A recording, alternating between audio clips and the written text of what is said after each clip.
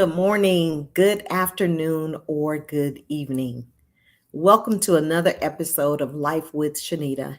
I am Shenita Connolly, your host, and I am so excited and thankful to have with me Ms. Jewell H Gooding, who is a mental health specialist, expert.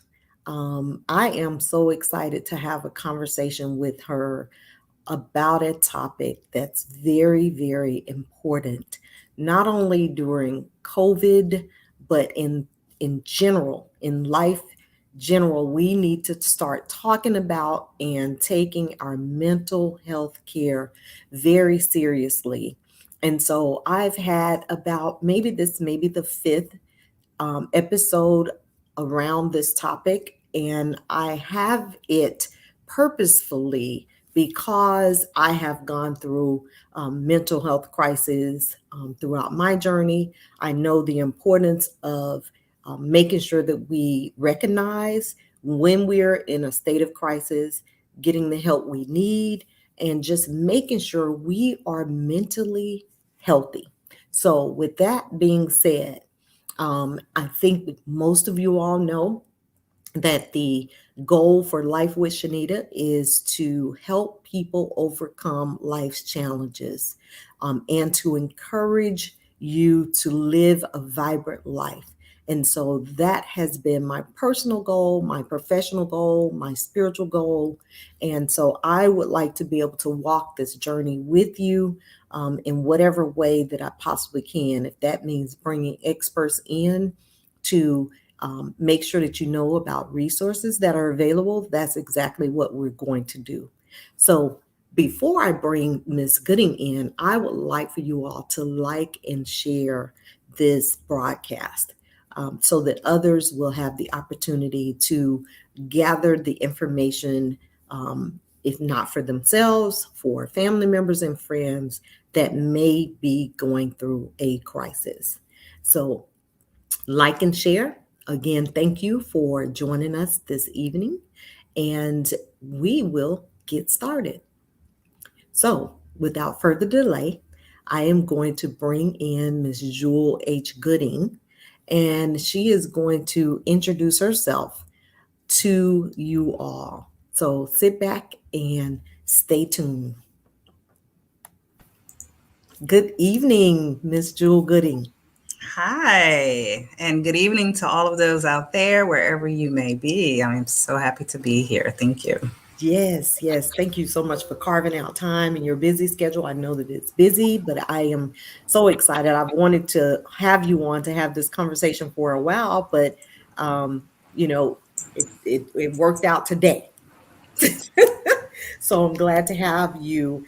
I've shared your bio in promoting the show this week, but I want you, in addition to what they have read about you, I would like for you to introduce yourself in a very organic way. I want you to share who you are and what you do from a professional perspective and a personal perspective.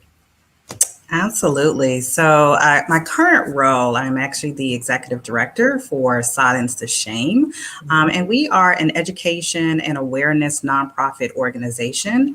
We were established in 2017 in order to eliminate the shame and peel back the layers, to talk about and to normalize conversations about mental health, particularly in communities of color.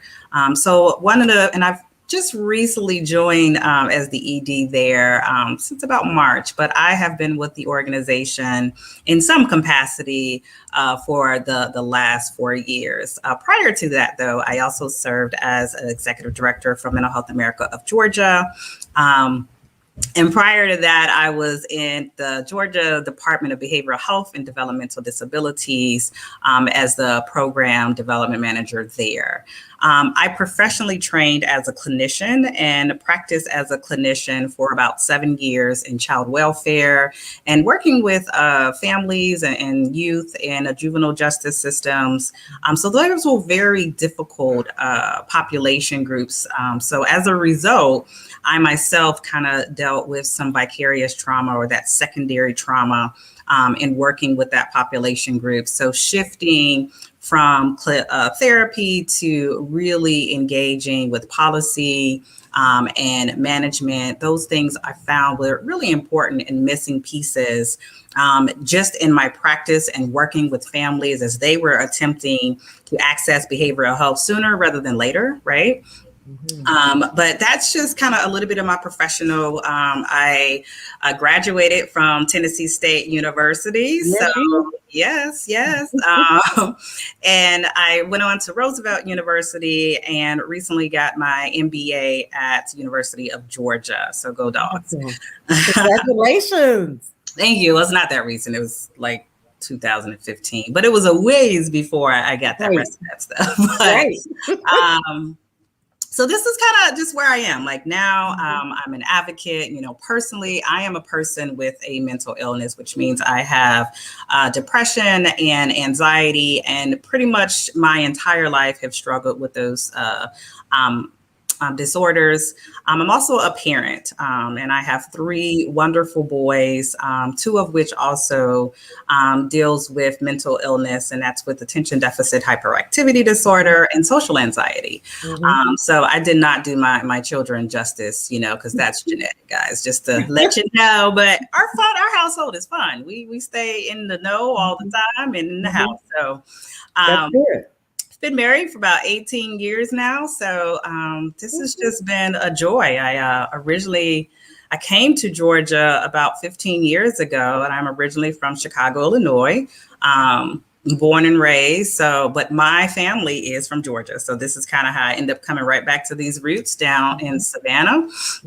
But I'm a city girl at heart, so I couldn't quite get it down in there too much. But this is my in between. So just a little bit about me, and I will always stand as an advocate. I am very passionate as it relates to mental health and well-being and prioritizing your wellness. I love how our generation is really speaking out more about their mental health, particularly in our communities of color. It is just amazing to see. Unfortunate that it gets the response that it does. But we could talk a little bit more about that as we move on. Yes. Well, that was a wonderful introduction. And I love the part that you shared your diagnosis in addition to your families, because many times we neglect our personal challenges or struggles. So you can identify with whomever may be struggling, particularly in those areas that you personally deal with or have dealt with your children. So that makes you even more suitable for this conversation and the work that you do. So thank you.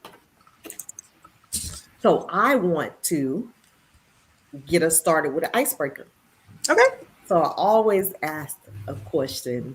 How would you describe the color red to a blind person? So if you had that opportunity to do, how would you describe that color? So for me, I got to ask questions first, right? So, you know, you say a person who is blind, you know, I think about, well, to what degree, right? So before I can start describing the color, I need to know who I would actually connect with first. You know, most times you see more people who are blind, they don't necessarily are born with blindness, so they may already have some type of insight. But I'm going to play along. So we're going to say I'm going to give you a background. So we're going to say they weren't born blind, but they were injured, and so they have no sight, totally blind today. So let's go with that one. Okay. Well, you know, one of the things I know about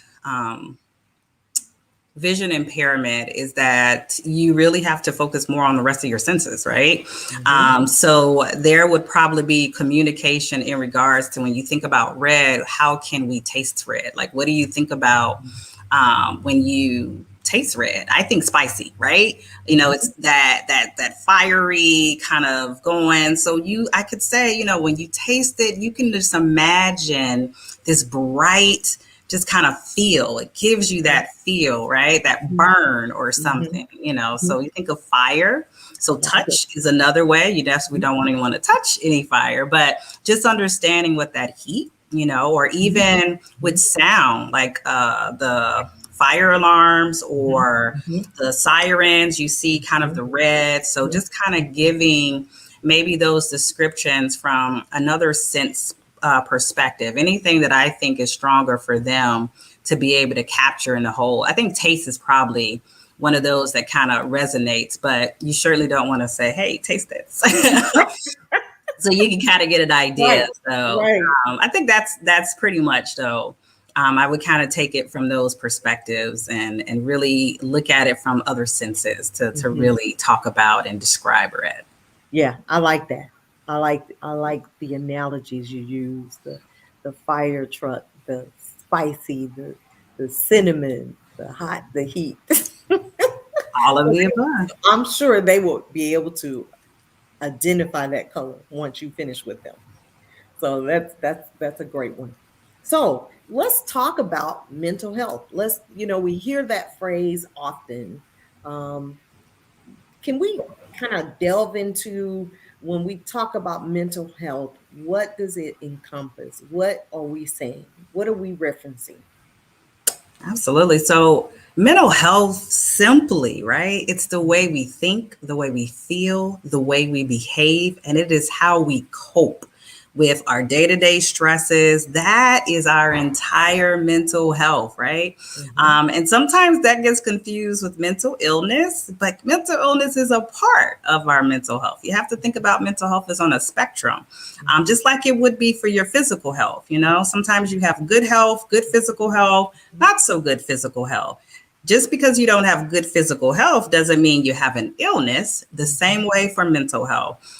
You may not have good mental health, but you may not have a mental illness either, right? Because it is what our thinking is, how our feelings, our emotions, and our behaviors. And when we're faced with challenges, like how do we cope with those day to day types of things? So it really does encompass all of the things that we deal with daily day. So our stressors, whether that's with family, whether that's employment, Hmm. even thinking about like future aspirations, right? Sometimes that can lend to higher stress levels. So it's important that we try to make mental health this thing, and it's just who we are, right? It's everything that we are. And when we think about mental health, it is our physical health. We are one person, right? We only have one brain. And that is exactly where, our thoughts and our feelings are derived from. So, and really thinking about, our brain health overall, and how do we maintain our wellness and our cognitions, right? What we're thinking about and how that literally lends to your well-being every single day. What do you think about, right? And what do you do as a result of your thoughts? How do you feel, and how does that drive some of your behavior? So it's all of those things connected. And then it's, I often have to hear it's like, oh, I don't have mental health. I'm like, you may not have a mental illness, but you definitely have mental health if you have a Hmm. brain. Hmm. So it is important, everyone does have mental health. And it is thinking of it as broad as it is and how you think about just your overall health. But it's also important to really monitor when you're experiencing challenges with your mental health. We are still really in the crux of the pandemic, right? And I think mental health has come to the forefront of everybody's mind because, one, we've been isolated. There's a lot of tension that has happened. There are a lot of other events that have kind of taken place that we have bear witness to that is somewhat traumatic, right? When we Yes. think about the things that we go through, even the pandemic itself, it's a collective trauma. When you think about what we have experienced and how our brain are just trying to survive day to day, most of us are just running on fumes. Yes. Just trying to get to that next thing. And that's survival. That's Hmm. pretty much what our brain has Hmm. to do to make sure that your heart keeps pumping, to make sure that, your lungs are still moving in and out, and you still have all of those other functionalities that your brain's in charge of. Hmm. So that can be quite distraught when you are so focused, because your body actually has a physiological response to stress. So when things happen, you have to be able to respond. Most times it might be an emergency, right? Maybe a car comes flying past, very quickly, you got to jump out the way so that you can make sure that you're safe. Well, just imagine that's pretty much how your stress response works. Most times you don't even know that it's happening because your brain does a lot of stuff that you have no idea that it's happening, right?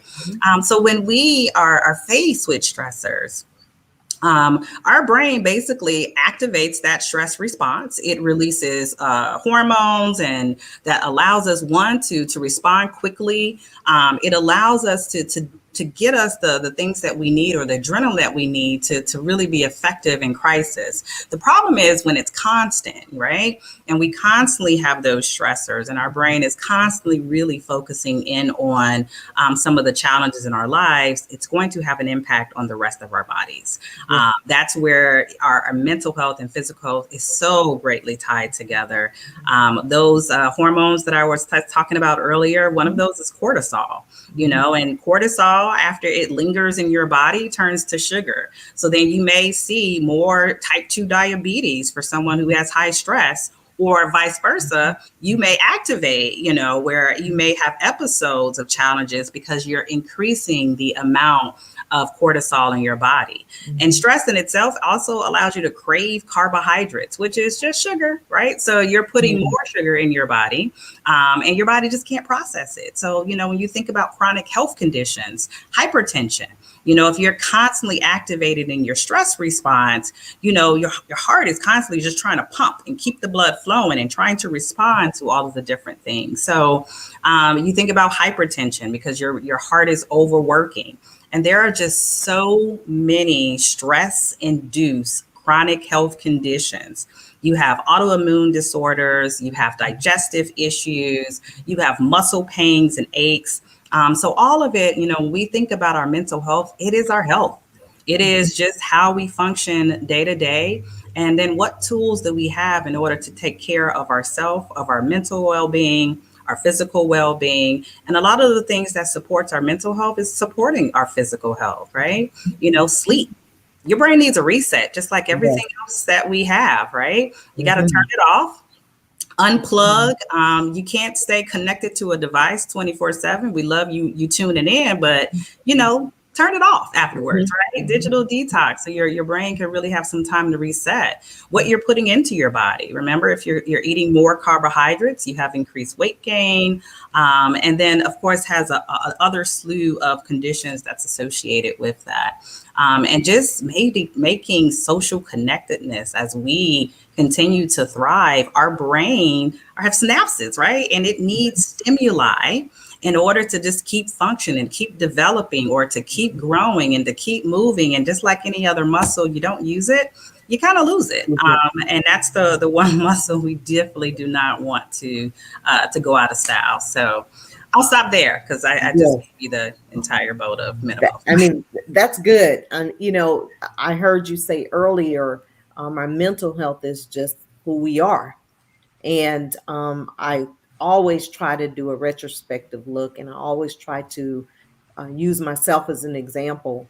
And I think I shared with you earlier, as a young mother and wife, when my husband decided he didn't want to be married anymore after baby number 3 was born, and how devastating that was for me. And I thought I was going to lose my mind because what I thought was going to be was not what was. And it really knocked me totally off the boat for a while. And I remember moving back home in 1989 and seeking therapy from my school counselor in 1990, because I was at my wit's end. And prayer wasn't enough. And I realized that at that point that I needed help to work through the psychological impact that situation had on me. And for years, it impacted my journey, even after therapy. Yeah. You know what I mean? And, Absolutely. and so I'm hoping that anyone that's watching this, whether they have lost a family member, lost a job, lost a home, lost a marriage, or what have you, that they are making sure they're doing assessments of their mental health through this tragic or this challenge or this crises, as you and I spoke about earlier. You know what I mean? Um, Yeah, and you mentioned, it's important even to, dictate. So when we get to a point, we talked about your mental health. We mhm, talk about where we may have a challenge, right? mhm, Something, or, maybe you were just distressed. mhm, And we do feel a little overwhelmed. Most times those coping tools kind of kick in. We meet with some friends, we hang out, we have a Netflix and chill, and we're kind of good to go, right? mhm, Next day, mhm, we're kind of moving forward. It's the point when you can't keep going, right? It's the mhm, point where you don't feel like you can get out of bed, right? It's those signs of crisis that may be lending to that point of, where you were talking about needing professional help. mhm, It may be something, as we think about adjustment disorder. Adjustment disorder is a diagnosis, and the Diagnostic Statistical Manual, which is for counselors, that's that Bible of mhm, all of the different mental disorders that we look at, right? mhm, And we think about that as an adjustment disorder, usually associated with loss, right? It's an adjustment in our lives. Some major life event takes place, and that's a death. Sometimes it's divorce, mhm, separation. It may just be a loss of a job, right? Unemployment. Loss mhm. is so subjective. Yes, I, it I is. know we try to make loss be such a big thing, but sometimes it's just a loss of an opportunity. Mhm, I think a lot of folks kind of dealt with losses, through the pandemic. mhm. When our students weren't able to graduate, to have that full graduation, or Experience. maybe we had weddings that were postponed. And I had to remind folks, like, that was a moment in time. Um, Right. and I know it seems like it is a loss. And I want you to acknowledge those feelings and own them and feel that. But then how do we keep going, right? How do we move past that? That is, a concept of radical acceptance, but that isn't something that you can just deal with on a day to day. Mhm. Sometimes it takes more of a clinical intervention. That's it. Um, and when we're talking clinical interventions, or even when we're talking about mental illness is not just one particular factor that leads to a mental illness, right? There are Mhm, typically multiple factors that may come into play.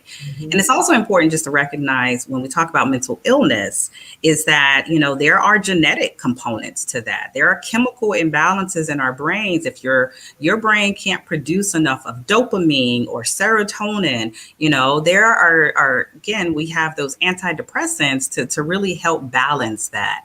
So that's also very important. Mental illnesses such as attention deficit hyperactivity disorders, ADHD, that's a neurodevelopmental disorder, which means in our brain, our synapses aren't connecting the way that they should in order to function, right? mhm, And then there are levels, or, different areas where mental illness is severe and sometimes it's mild, right?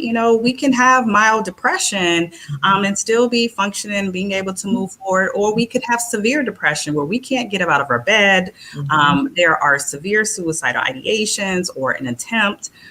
So I think it's really important to even preface when we talk about mental illness. There are even levels to that as well too. So as you just reference back to those losses though, or someone who may be suffering and it just seems like you feel like you should get over it by now and you can't, it's okay. First of all, Mhm. stop pushing yourself, expecting yourself or thinking that you should be over it, because sometimes it's not always that easy, right? And sometimes people around you will cause you to Okay. feel guilty for not getting over Getting it. over it. Isn't that something? Oh Particular. my. Oh, I always find it interesting when someone is grieving and they're like, "Well, haven't you grieved long enough?" I don't think grief has a time It period, but doesn't. okay. Right. Um, Yeah, that is also the challenge, right? Because honestly, what you usually hear is, they don't want to talk about it anymore. Well, Right. I'm sorry, but this is my life, Right. and it's inconvenient from you. That's fine, but that's more of a you problem rather than a me problem. Exactly. So it is important to Mhm. surround yourself with people who are going to support you and to understand when we talk about a mental illness, you Mhm. don't get over it, right? Just like it's not like the common cold where it just passes through, right? It's more like Forever. diabetes, right? Right. So you You're can't gonna live with it. exactly. Or it's Mhm. more like hypertension. These are medical conditions that if it really was that easy just to stop worrying, take it for someone who has generalized anxiety disorder. I hear all the time, oh, don't worry about it. Because if it was that easy, my goodness, I would do Right. that all the time, right? Right. And you wouldn't Already. have the diagnoses. That's right. I love what was that movie, the Joker movie. Really good movie if you really want to understand about mental illness and psychoanalysis and all that other good stuff. But I take it to a different level. You could just watch it because it's a nice movie to watch. But you think about, he makes the comment of, it's funny how people always want you to pretend like you don't have a mental illness.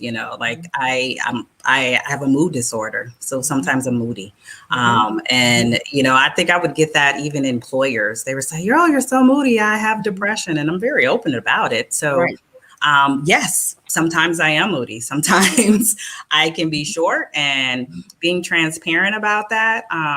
That's the hardest thing most times. Mhm. And it Mhm. is trying to get those people to understand that, because mental illness is still highly stigmatized. It is. Historically, we would think about, mental illness as something that you locked away. You either locked away in a hospital, or you locked away in the attic or the closet. Mhm. You had that person that would just sit rocking in the room. You just kept that door closed, right? That was just, or even, old Uncle Harold who would drink every barbecue. We never recognized that was alcoholism, substance abuse. Yeah. We just accepted it, right? Mhm. We don't recognize the actual connection to our brain Right. and our cognitions, and or even those imbalances that we have. Addiction is a brain disorder, right? Our brain, and that satisfying that id in our Mhm. brain allows us to keep craving the things that I know is not good for us, but we Absolutely. keep doing it, right? Yeah. And I try to help people to understand addiction, even to that point of, if it was really easy just to lose weight, no one would be obese, Right. right? If we could just turn that off and not become addicted to food. But sometimes food is a comfort. Mhm. Food is what people have utilized as a coping Mhm. skill. Mhm. Not to say that it's healthy. Mhm. It is very maladaptive in that nature, but it is still something that we do because our brains are just working that way. But we don't think about it in those aspects because, when you're addicted to caffeine versus opioids, it's Mhm. very different, right? Right. But you have Right. to have a cup of coffee every day, Right. you But know? it's still an addiction. Exactly, And right? oftentimes I think people just have certain things that they think are addictions. We know drugs, we know alcohol, but there's also a sex addiction. There's food addictions. There are other gambling addictions. So many Gaming other. addiction, Exactly. anything can be, anytime you feel withdrawal from Whatever. whatever the activity or event may be, Mhm. that in itself is that your brain has become addicted to that. It could be gambling, Mhm. right? It could be thrill seeking. Mhm. So it really is important to think about. It's the behavior, right? That's the behaviors that are difficult to manage and can become diagnostic. Right. So we try to kind of explain when we talk about our mental health and our well-being, and looking at the entire brain. The thing is with our brain is that it's not separate from the entire person. But yet we still treat it as if it's something separate. Practitioners treat it as if it's something separate. Mhm. So it's a hard upward battle when we talk about mental health, Mhm. and helping people to normalize that, to be more open and transparent about it, I think are very challenging things for people. But this is why we have these conversations. Absolutely. And particularly, as you said, for people of color, because we have shied away from dealing with the mental aspect of life or care, self care, because we don't want to be talked about. Oh, she's crazy. You know what I'm saying? Whereas others have recognized and they've kept a lot of their family members out of prison as a result of getting and being treated for mental illnesses that Yes. may have prompted some behavior as we kind of talked about. So it's important for us to recognize and get an assessment if you see some behavior that, especially with children, that's an indication that there could be some challenges for them. Absolutely. Thought distortions, their belief systems. We have Mhm. personality disorders, kind of underlining or understanding those concepts of it. And the idea is not to really try to digest every mental illness, right? We don't digest every physical illness that we can have. The idea is just to recognize when you are a crisis or you're symptomatic, when you're not able to really get control, or you have just felt this way your entire life and you thought that this is the way you're supposed to feel. But if you don't have just satisfaction, if you don't have that joy, if you don't have, that purpose, then it's time to really Mhm. think about where's my thinking, right? Where's my focus at? Mhm. And how can we, or how can I make sure that I can do better? If you're unhappy at your job, why stay? Right. And I know it's like, oh, well, I need a job. True. And I'm not saying quit your job. Please don't do that because I can't pay your bills. Right. So, but does it mean you just stay there, or do you start making plans of what will my next step be? Hmm. You Hmm. don't have to be committed to a job like we have seen in the news. Our Olympians, Hmm. can they just not make that picture of mental health even greater, right? So Right. to recognize Right. this is a big deal for them. Like Yes. this is their entire life. Life. And to take a step back to say, this is not good for me. Hmm. When you are miserable or you are anxious or you're having panic attacks or just being around people can become overwhelming. And some of us who are, as we're adjusting back into the world, right? We're going back to the outside. There's a lot of that anxiety, Yes. right? Yes. That fear of getting sick. And now we have the Delta variant that's out there. Absolutely. And that's spreading. And then we have our vaccine controversy, right? Right. Because we also have, when we think about our communities of color, we don't trust health practitioners We don't. with very good reason. Don't get me Right. wrong, right? Exactly. History has not been in our favor when it came to health Right. practitioners and testing things out. So yes, there is that trust issue. And even the flip-flopping of information can be very disconcerting, right? It's Mm. like, who do I believe? Who do And I trust? Mhm. that, and it's just that continued lack of trust no matter who is in charge, right? That leadership is, if you can't be straight, and there is just so much of that entwine of politics versus science versus what's just common sense, right? Right. Right. And I think we just get so bolstered up. We want people to see the way we want them to see it, right? And that's when all of starts bumping heads and all this tension starts rising, partly because we don't learn how to communicate with each other, Right. right? That We is, oh, you have said a mouthful. Because I think the communication piece right there, I love the fact that you said, I let my employees or my staff know that I have mood swings. So that if I am short with you, you can handle it better because you are aware. Absolutely. You know what I mean?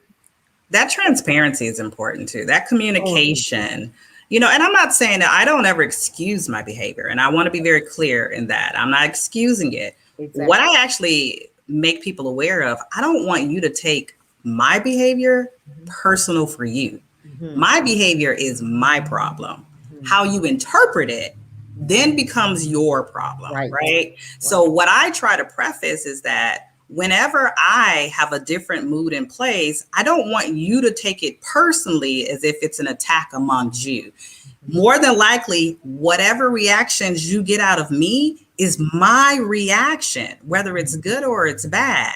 But you, as a receiver of it, should not internalize what I'm giving to you. Mm-hmm. Now, it's very easier said than done. But when you have that conversation and when you help people to understand, you don't need to take this personally. This isn't about you. Now, do I respond poorly to high stress things? This may be the very situation, right? Mm-hmm. Versus, am I doing a bad job, right? And that's what you don't want people to do. It's like, I never want someone to internalize as if they've done something wrong because I've responded in a way that may not make you feel comfortable, right? Now, I'm not responsible for how you interpret my behavior. Right. So, and I always do that, but I also make sure that, I have that communication and education for people, just like I would anything else. If, I have an allergy, I'll let people know, right? Because if I'm allergic to something, I don't want to pass out somewhere. Right. Or die. Exactly. It's different, and I know it's, I can say it's no different because all my life, I'd only know this mood, right? I only know this illness for me, and it's highly manageable for me. Right. That doesn't mean that depression and anxiety is manageable for everyone. I'm mild in that area. Mm-hmm. Do I become more severe? Yes, there is times, but for the most part, yes, I can manage it. I can recognize when I'm starting to have a higher episode, or I'm having a greater response to whatever my stress is, or I'm not handling things the way that I should. And that does take time. It also takes self-awareness and understanding. So those are the things that I think are so important when we think about our mental well-being, when we think about, are we happy? And I know happiness is subjective, it's temporary, but I mean, are you generally satisfied with who you are, where you are, all of the above? And if not, then what? Right. What's the next step? Right. Because I had to think about when my husband passed away in 2015, was I going to stay in that dark place that I was residing in? I had to do a really, really retrospective look, and along with God in my faith, and my support system, I think I was able to move forward. Not to mention my granddaughter, who's celebrating her 10th birthday today, caring for her gave me life. So we're talking how many years? Almost 7 years, almost 6 years this year, 6 years. And so I had to really think about, am I going to stay in this dark place and die? Because, when you're depressed and don't want to move forward, you can wither away. Yeah. I had to really think about that. And even now, what does my future look like? Will I ever marry again? Will I stay single? What does that look like? So you have to have those conversations with self. So I have I talk to self a lot. Self is good. Self, here's where I am.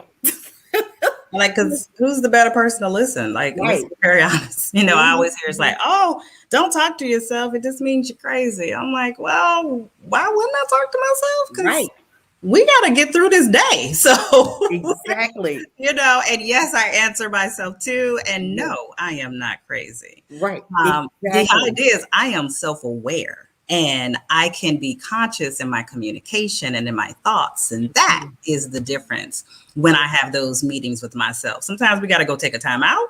Right. And we got to regroup, and we got to figure out what our next step's going to be. And but I do want to just touch on just a little bit of what you were talking about. And when we talk about depression and severe depression and suicidal thoughts and in behaviors, or when we're making plans, that's another piece. And I do just want to preface one thing. You do not have to have a diagnosed mental illness to have thoughts of suicide or even to complete suicide. So that I do want to make very open and understanding. About over 40% of individuals, suicide has multiple factors. But about 40% of individuals who do not have a diagnosis, its relationship problems are usually the reasons that may lead to a completed suicide. And when I say completed suicide, I am talking about the complete act where it's not the attempt. An attempt is where you have every intention to take your own life. However, you were not successful in doing so. Completed is that it went all the way through to that point and your life has been is no longer here. So it's important to think about that, because when we think about suicide, it's an option. And I know that's hard to accept for people, but when you are dealing with a significant amount of emotional pain, it is blinding, it is destructive, and it feels like life doesn't need to go on. It feels like I can't feel this way another day. When I wake up and I am emotionally scarred by those who I thought loved me, who have betrayed me, who have hurt me, those things hit hard. And, again, can be completely encompassing of your entire life. And that's where suicide thought comes from. So when you really think about, I just want the pain to end, suicide is an option. Yeah.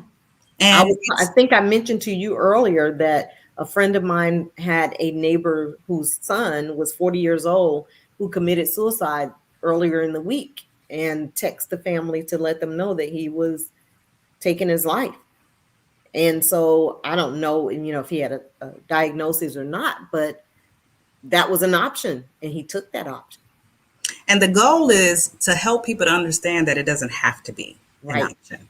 That, you don't have to keep feeling that emotional pain. And some of the things that we do have to remind ourselves is that if you are here and if you are listening here tonight, you have survived 100% of everything you have ever been through. Yes. And so even when you think you weren't going to make it, guess what? You did.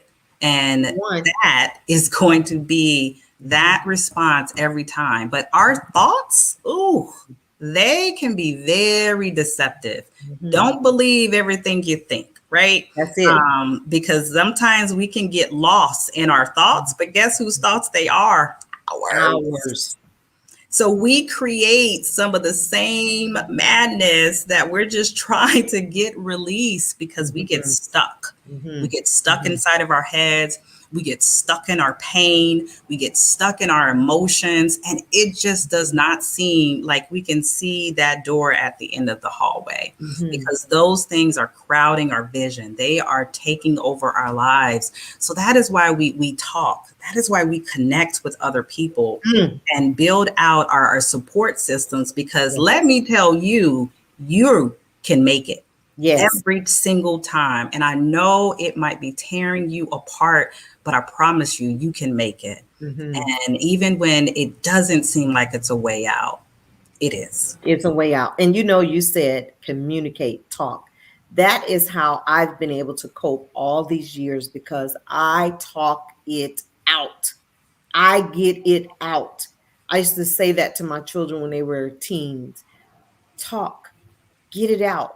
Say what it is that's on your mind, because it truly does help you versus holding it in and it just manifesting into something bigger than what it was. As you say, your mind plays tricks. Don't believe what the mind is saying to you, because it can take you over the edge. Absolutely. And even when we communicate, we got to be assertive in our communication.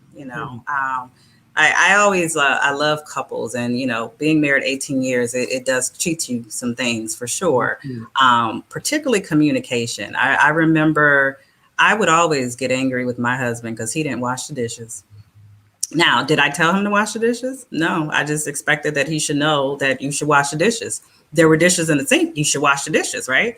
In my mind, you should know the dishes should be washed. I could have simply just asked my husband to wash the dishes, right? But because in my mind, I'm thinking, you should already know that. And then you should know why I'm mad, because, you didn't wash the dishes, but I never told you to wash the dishes. Yes. But remember, I created all of that in your mind. My head. And you know what he was thinking about? Not the dishes. So I would Exactly. know that exactly is what it is. And that is where we fall short so many times, because the conversations we have in our head, they never make it outside, but yet we get mad at people for not knowing or understanding how we're feeling. Can you say that again? I need you to say that again, because there are people, I'm serious, there are people who are angry with other people who may be watching tonight because of the thoughts in their head that they never conveyed to them, and they expect them to understand whatever the issue is, and it's so unfair. Yeah. And I say that all the time. If you, particularly Christians, and I'm only going to use them Mm-hmm. because, they'll hide behind the scriptures for some things, and then for Mm-hmm. others they'll ignore. And if you have aught with someone, why won't you go lovingly to them and say, hey, I'm having this issue. I'm having this feeling, and it's not feeling good. And I need you to help me work through this because it's with you, versus telling Mary or Jane or the world or Facebook. Or Facebook. Tell Oh, the people. and even when you do tell them, you know, how are we communicating with each other? Are we being Yes. accusatory, or are we being blaming? Or because remember we talked a little earlier, is that how you interpret whatever it is that I do is not my problem. That's your problem. So the idea is really, I need to tell you how your thoughts can impact me, not how your thoughts are bad or wrong, right? So it's basically having that communication, making sure we use our I statements. I Yes. feel. Can you say that again? Because I taught that when I was teaching parenting classes. I I statement. statements. Oh my God. And don't say, I feel like you are a bad person. You know, Right. nuh-uh. It doesn't We work. don't It's just not put gonna I work. feel in front of whatever we want to say, right? Exactly. Oh my goodness. If we could have a whole session on this to really help some people, I think we would free some people. Oh, for sure. Those I statements are Communication. major. 98% of the conflict in our world is because of poor communication. Poor communication. Relationships. And that's the thing, it's important even with our mental health. We need to invest in valuable relationships. Oh my goodness. If we have those friends that, they said something that made you feel some kind of way, but yet you never really had the conversation with them, you just kind of let that go, but you kind of miss them sometimes. Like, come on, really? Pick the phone and call them. Pick it up. Let them Call them know and say, life is short. If we didn't learn anything else, we life learned how short it is is. short. So do you want some regrets? My thing is this. I'm not a friend who needs to talk to people every day, every week, every month. I'm just not that friend. But I love you. I might text you here. I might say something on a post if I see it, but I'm not needy. I'm not a needy friend, right? Right. And if I do need to talk or communicate, I'm not afraid to have difficult conversations. Right. And I've learned over the years, I've gotten much better. I used to be a bulldog, really a bulldog. And it didn't work for me. And I had to learn and my husband taught me a lot about delivery and effective communication and being more loving and conveying whatever needs to be conveyed. My children taught me, they highlighted some areas about me that needed to be checked, and they checked me. So I'm a better person today than I was 3 years ago. Yeah. 2 years ago. So I think it's important for us to be willing to open up and, like you said, don't be accusatory, effectively communicate with someone with I statements. I statements. And then the request to solution, right? What's our solution? We're looking for a solution. Looking for a solution, because if the person or the relationship is important to you enough, or if you just keep thinking about that person and get like, it probably is more valuable to you. I will say, just kind of working in it. It doesn't matter what age group I work with, but with our older adults, there are just so many of that. I wish I shoulda, woulda, coulda, right? Mm-hmm. Just and very simply statements I've had, I stopped talking to her because she said, oh, I miss that friendship. Why? You don't have to. Go back. Go back. Pick And up I know the phone. sometimes that's like, oh, I don't go back. Why not? Well, if that relationship was important to you, and I Mhm. mean, guess what? Like, as much as we would love to say, like, none of us is getting out of this place alive. No, So at we're not. the end of the day, Mhm. find that what makes you feel good. That's Find it. that what gives you joy. You may not be happy all the time, but Right. if it's some place where you're walking in your purpose, where Mhm. you're connecting to people who support and promote you, Mhm. value those relationships. Value That them. is good mental health. That is good mental health. You're right. You man, that we could probably say good night on that. But I was telling my daughter the other day, I said, friendship, let's just use that example. Friendship. If my definition of friendship is A and your definition of friendship is B, is different, right? Right? And we never ever talk about what our expectations are, our rules of engagements are. So we're going to probably be frustrated Yep. because nobody really understands what the other one is expecting, or that could really go with any relationship. Oh But yeah. I'm just saying, we really have to talk through the challenges and find a happy space or happy place to effectively communicate our desires or our likes or dislikes or whatever they are, so that people won't be offended, Right. but they understand. And so we're just want to get an understanding. Yeah. You know what I mean? And then with friendships, I have to just let you know, you can't be a friend unless you're a friend to yourself. That's Like, it. you have to start with you. Oh my goodness. Oh You my, have to like and love you. that And you that do have to know what it is that you you do. want. You What do. are your expectations of Hmm. friendship, of Hmm. intimacy, of That's it. whatever that That relationship oh is? my goodness. That is And so it's true. it's you may not know it at once. Just so Hmm. allow friendships to evolve Hmm. naturally. Hmm. I think sometimes we push it, right? Like, Right. they should do this and Right. they never do this. And I'm Right. like, Just is let that it who they happen. are? That, Right? right. I'm an introvert. I'm like you, Shenita. Like, Hmm. I'm not one that likes to go out to many different places. I don't like clubs or loud noises. I'm like, but if you want to go eat, oh, we are good. We are the We're best good to of go. friends. Right. Like, I don't. I mean, and I would consider myself an extrovert, but people will probably say I'm an extrovert. But I really enjoy being by myself more than people realize. mhm. You know what I'm saying?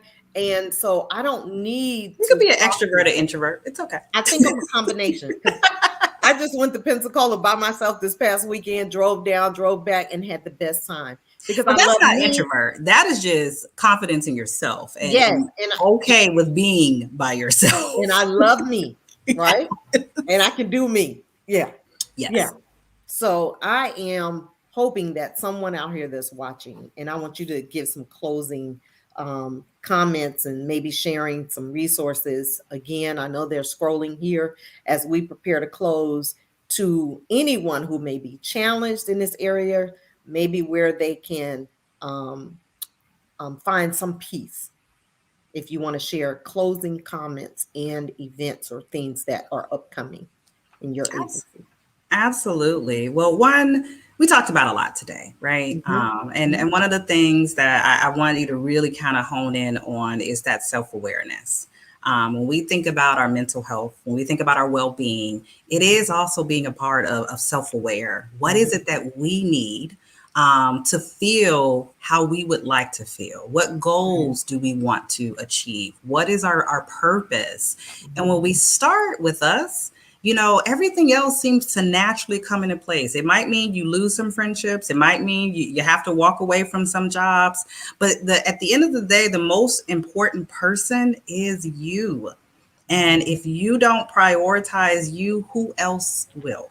Mhm. And I always love that the airplane analogy, when they tell Mhm. you, put the oxygen mask on yourself before putting on to someone else. I have my parents out there. I have my caregivers who are taking care of their parents out there. I have my teachers out there. I have all of those folks who are always caring for others or Mhm. thinking of others, but yet you never take time to care for Mhm. yourself. So Mm. make yourself a priority when it comes to your mental and Mm. physical health. You are one person with one brain. And when that brain stops, Mm. that's it. Right? We can get a new heart, we can keep that heart pumping, we can, but Get when a new your kidney. brain did, yeah, kidney, they can take some parts out your body, you're still moving, right? I don't have a Mhm. gallbladder. Let's just go with that, That's right? it. Still That's it. okay. But when That's you it. take that brain, or when you don't promote and support the wellness, that brain health, that is when everything else falls Mm. apart. Mm. So really, really take time, particularly during this time, Mhm. to focus on you.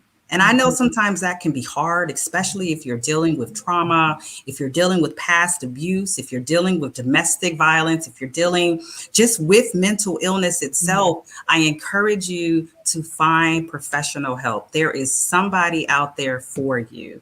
And if you don't have insurance, there are free resources that are available to you. We have the National Suicide Prevention Hotline, Lifeline. We also have the crisis text line. You can text the word silence to Mm. 707070. I encourage you all, 741-741, I'm sorry, to really focus on managing your well-being during this important time. I encourage you, all of our events and everything that we do, you can definitely visit us at www.silencetheshame.com, and that is scrolling below for all of our events that we are taking place. If there are trainings that you just want to learn a little bit more about your mental well-being or self-awareness overall, just Google that word, self-aware, and it'll really help you to understand what those elements are, and taking time to work towards being self-aware, and to find that joy and Mhm. satisfaction in life. So when we're closer to that end of life, we don't have those regrets. We're not Mhm. second guessing or missing things we should have done. Mhm. Do it in the moment, Mhm. and that's where you can stay. And then more importantly, and my last thought is to stay present. We don't know what's going to happen. We have no crystal ball, and I don't care how many people will tell you they have no idea. Particularly now, no one knows what's happening because we're still trying to Absolutely. figure everything out, right? Mhm. Mhm. And you can't change what has happened. So it doesn't serve you well to be behind you. It doesn't serve you well to predict in front of you. Stay present, be in the moment, and Yes. focus on what's around you and the things that you can control. Mhm. And yesterday, that's really good. Um, my brother David, who passed in March suddenly, and I was missing him, Hmm. and I shared that, and I really did at that moment in my present being, I needed and wanted to talk to him. Yeah, I realized that I couldn't talk to him, but I wanted to talk to him. And that was just how I was feeling at that moment. And I wasn't afraid to say that. It wasn't that I was depressed, it was just how I was feeling at that moment. absolutely. And I wasn't afraid to share that. And a lot of times when I share in hopes to give others the courage to share, Yes. to be okay with where they are in that moment. And you said something earlier as we were talking before the show about mindfulness and mindful thinking, being mindful. Yes. Would And you that's speak to that. that just really quickly? Yeah, that's that part of being present, right? Being Hmm. mindful of, mindful of your thoughts. Hmm. And sometimes our thoughts can run away with us. Remember, I told you all, don't believe everything you think, right? Hmm. It doesn't mean that you are 100% right. So it's really one, understanding where your thinking is coming from, Hmm. right? Sometimes when we do have those thoughts that can be very abrasive, and we want to make sure that it's like, you know what, I don't think that's really true. Like, what Hmm. evidence do I have to say that that's going to happen? Hmm. None, really, because I don't have a crystal Hmm. ball and I can't predict Hmm. the future. So it's really, mindfulness is really allowing yourself to be set in your present. So your senses are so important. I'm so glad you gave me that icebreaker, because Hmm. that is what you really tune in on, right? Are those senses, taste, touch, Hmm. feel. So it's really helping people to get reconnected to what's going on around you right now. That's it. And do we pay attention to what's happening Mm. right now? We don't. We're so busy thinking about, oh, what I'm going to make for dinner. Oh, I got to get the kids ready for school. I got to, this, and that. But what are you doing right Right now. now? Right now. I'm Stay enjoying present. this conversation and don't want it to end, but I know that it but I know that it has. And the beauty of it is I get to watch the replay. Awesome. So I can't even begin to thank you for your willingness to be here and share your heart, share your experience, share your world, share your profession with us. And I hope that whomever is watching it, whether today or in the future, will remember this agency's name, Silence the Shame. So we don't want you to be ashamed. Not at all. We want to shut that down, as they say, and be aware of what it is that you need for your mental health. So I am so grateful again, and I thank you so much. And the guests are saying thank you. And one of my friends, Tanya Bauer, said, "Say it to the people in the rear" earlier when you were talking, and my friend Lisa McCrae said, "Amen." So they are enjoying um, this conversation, and certainly I have enjoyed it. So hopefully we'll be able to do a roundtable with a group of you guys uh, Absolutely. in the future. I think that'll be a lot of fun. So Always. as we close out, I would just like to thank the audience for watching today. If they are not available on a Thursday, you can catch Life with Shenita on Wednesday with Fam Radio station. So, again, thank you all for watching. Please like and share this broadcast. And again, Jewell, thank you so much for being a jewel tonight to not only Thank me, you. but to the world. Thank you. And take time, save a life, silence the shame. We're going to do that.